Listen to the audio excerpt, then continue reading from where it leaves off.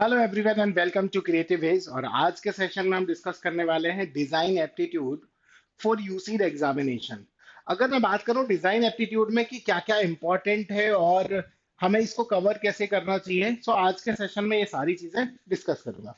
So first thing, अगर मैं बात करूं यूसीड के एग्जाम पैटर्न और बाकी सारी चीजें, तो आप उसके लिए आप हमारे प्रीवियस वीडियोस को देख सकते हैं, जहां पे मैंने पूरा कंप्लीटली डिस्कस किया हुआ है कि ऑल अबाउट यूसीड एग्जामिनेशन। आज के सेशन में हम डिस्कस करेंगे कि यूसीड का बेसिकली जो डिवीजन ऑफ प्रॉब्लम्स है अकॉर्डिंग टू सिलेबस वो क्या क्या है। जैसे अगर मैं बात करूं यहाँ पे फर्स्ट, आप देखेंगे अकॉर्डिंग टू यूसीड ब्रोशर या सिलेबस, यूसीड सीट दोनों में ही आप देख सकते हैं विजुअलाइजेशन एंड स्पैटियल रीजनिंग। 2015 में यहाँ से 12 प्रॉब्लम थे, ये 24 में 11 और 2023 में 15, 15 17 22 एंड 22। बिकॉज यहाँ पे नंबर ऑफ प्रॉब्लम आप कोई स्टूडेंट देखेगा कि 22 17 और 22, बिकॉज यहाँ पे इस टाइम पे 83 या 84 प्रॉब्लम बनते थे यूसीड एग्जामिनेशन में और अभी 57 प्रॉब्लम बनते हैं। तो उसी प्रोपोर्शन में 12 बिल्कुल करेक्ट है और 11 टू 12 क्वेश्चंस हर बार बनते हैं, चाहे वो 24 हो या 25 हो। इवन आप 26 में भी देखोगे तो अप्रोक्सीमेट आपको, ये मैं गैस कर रहा हूँ कि अराउंड 11 टू 12 प्रॉब्लम्स मिलेंगे। सेम चीज प्रैक्टिकल एंड साइंटिफिक नॉलेज, यहाँ पे भी आपको 2 to 4 प्रॉब्लम्स मिलेंगे। और सेम चीज यूसीट क्या करता है, प्रॉब्लम्स चेंज करता है, उनका वेटेज वही सेम रहता है। टॉपिक वाइज वेटेज देखोगे आपको सेम मिलेगा। हाँ, क्वेश्चंस का टाइप या क्वेश्चंस का जो क्वेश्चंस है वो चेंज होंगे आपके। नेक्स्ट है ऑब्जर्वेशन एंड डिजाइन सेंसिटिविटी। हर बार यहाँ से बहुत ज्यादा प्रॉब्लम्स बनते हैं, जो कि आपके 14 to 18 होगा। नेक्स्ट होगा एनवायरमेंट एंड सोसाइटी, तो 6, और लास्ट ईयर 6 थे, इस बार 0 है, और उससे पहले 0 थे। Next analytical and logical reasoning, यहाँ से 20 प्लस प्रॉब्लम्स बनते हैं आपके, जिसमें आपका होगा क्यूए, वीआर और NVR. And third one is language, और फिर है क्रिएटिविटी से 2 या 1, यानी टोटल 57 प्रॉब्लम्स बनेंगे। इस टाइम पे देखोगे तो आप 85 85 85 68 68 68 और 57 प्रॉब्लम्स का ये पैटर्न है। सो फर्स्ट टॉपिक है विजुअलाइजेशन एंड स्पैटियल रीजनिंग। इसमें कौन कौन से टॉपिक्स कवर करने चाहिए कि आपको पूरा विजुअलाइजेशन में जो आपका वेटेज है 10 to 12 क्वेश्चंस का उसको कवर कर पाए। जिसमें आप देखोगे visualization of 3D shape, hidden figure या ब्लॉक काउंटिंग, रोटेटेड ब्लॉक्स। आप कोई भी यूसीड एग्जाम का एक प्रॉब्लम उठा के देख लो, हर बार आपको एक क्वेश्चन किससे मिलेगा, रोटेटेड ब्लॉक से। मैचिंग पीसेस एंड पार्ट्स, यहाँ से भी आपको 1 से 2 प्रॉब्लम्स मिलेंगी हर बार मिनिमम। स्पाटियल एनालिसिस से भी आपको 1 या 2 प्रॉब्लम्स मिलता है। इसके बाद सरफेस काउंटिंग मिनिमम 2 से 3 प्रॉब्लम्स मिलते हैं।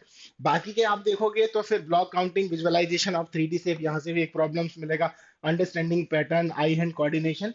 सो ओवरऑल आपके 10 to 12 प्रॉब्लम्स बनते हैं, जिसमें सबसे इंपॉर्टेंट टॉपिक अगर मैं बात करूं तो जिसमें होगा आपका rotated block, matching pieces and parts, spatial analysis और सरफेस काउंटिंग। यानी और ये जो 4 टॉपिक है इनको आपको बहुत अच्छे से कवर करना चाहिए। फिर हम नेक्स्ट की बात करते हैं। इस टाइप के प्रॉब्लम्स आपको दिखेंगे, which of the options are simple rotation of the figure, और ये आपका रोटेशंस वाले प्रॉब्लम्स हो जाएंगे। नेक्स्ट आप देख सकते हो ये सरफेस काउंटिंग प्रॉब्लम है कि two view of a solid object are shown, count the number of surface. Okay, आप इनका भी मेरा सॉल्यूशन देख सकते हो। इसके लिए आप हमारे पीवाईपी या स्वयं सीरीज चेक कर सकते हो, वहां पे मैंने इसको सॉल्व किया हुआ है। नेक्स्ट, फिर हम बात करते हैं, ये भी आपका विजुअलाइजेशन बेस्ड प्रॉब्लम है आपका। ओके, ये भी आपका किसका पार्ट ए का प्रॉब्लम है, यानी स्पाटियल एंड एनालिसिस रीजनिंग का पार्ट है। ये भी आपका स्पाटियल एंड ऑब्जर्वेशन, यानी जिसको हम बोल सकते हैं अंडरस्टैंडिंग पैटर्न। इसके बाद आप देखोगे ये हो जाएगा आपका matching pieces and parts. Okay, ये भी आपका किसका पार्ट हो जाएगा, मैचिंग पीसेस एंड पार्ट्स। इस टाइप से आप देखोगे यहाँ पे ये भी किसका है, आपका understanding pattern, matching pieces and parts, और आपका स्पाटियल एनालिसिस के पार्ट हो जाएंगे।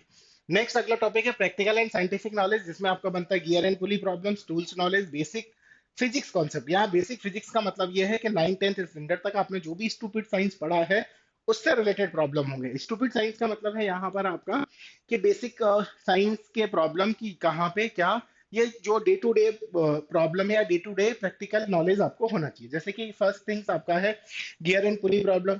सेकेंड थिंग्स आप देखोगे फिगर्स वो are clothes line attached to 4 independent pulley PQRS, which of the options represent the correct rotation of the pulley that would result in lowering the cloth line। So simple से आपको समझ में आ रहा होगा कि प्रॉब्लम्स को read करके कि हमें ये प्रॉब्लम किससे रिलेटेड है, गियर एंड पुली से रिलेटेड हो जाएगा।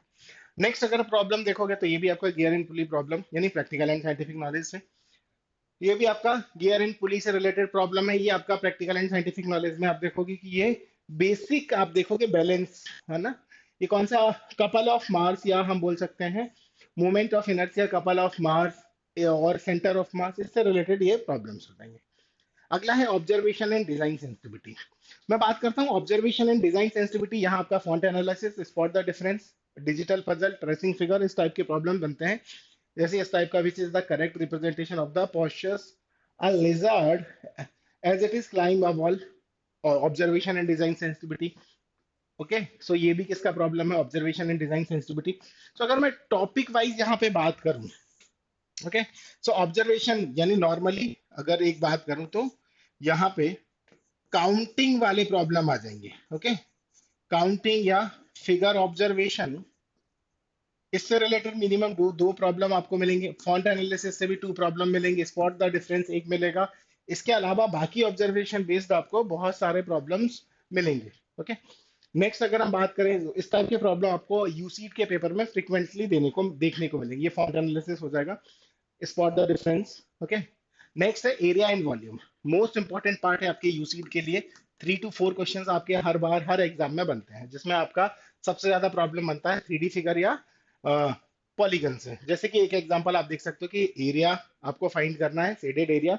प्रॉब्लम्स क्या है कि आपका a logo was design by creating a pattern of orange petals using a 4 semi circle, these petals were the then inscribe in a green circle. तो सिंपल सा का प्रॉब्लम है, आपको इस टाइप के प्रॉब्लम। नेक्स्ट द फिगर, है ना, shown hinged structure. सो ये भी सिंपल सा क्या है, एरिया एंड वॉल्यूम्स का प्रॉब्लम्स है। नेक्स्ट है circular path folding along the diameter, area and volume problems, area and volumes problem. So आपको एक चीज समझ में आएगा कि हर एक टॉपिक कितना इंपॉर्टेंट है यूसीड एग्जामिनेशन के लिए। अगला टॉपिक है एनवायरमेंट एंड सोसाइटी। यहाँ आपको general awareness, environmental, social and culture and connection with design. फिर होगा आपका क्रिएटिविटी, जिसमें होगा verbal and non verbal, analogy, metamorphosis, ये सब बनेगा। जिसमें आप देख सकते हो कि लास्ट ईयर ये प्रॉब्लम बना था। बेसिक नॉलेज ऑफ ज्योग्राफी, अगर आपको ये है, यहाँ से भी काफी हेल्पफुल हो जाएगा। बेसिक, अगर आपको ये सारे टॉपिक कवर करने हैं तो क्या क्या कवर करना चाहिए। आउटलाइन, या हम बोल सकते हैं introduction of Indian geography, introduction of Indian geography, brand and logos, painter and painting, ये सब आपके लिए इंपॉर्टेंट है। ओके, सो इतना सा आपको कवर करना चाहिए। यहाँ से क्या प्रॉब्लम्स बनते हैं वो आप देख सकते हो कि भाई basically creativity problems. Okay, next one is आप ये भी आप देखोगे कि ये किस आर्ट एंड कल्चर से रिलेटेड प्रॉब्लम्स हो जाएगा। ये भी आपका आर्ट एंड कल्चर से रिलेटेड प्रॉब्लम्स हो जाएंगे। अब इन सबको कवर करने के लिए क्या क्या इंपॉर्टेंट है, तो हम बात करते हैं इन सबको कवर करने के लिए। सो हम अपने स्टूडेंट्स को ये नॉट फॉर सेल, मतलब ओनली फॉर हमारे जो क्लासरूम स्टूडेंट्स हैं उनको प्रोवाइड करते हैं, जिस that is RSM 13, ranker study material 13।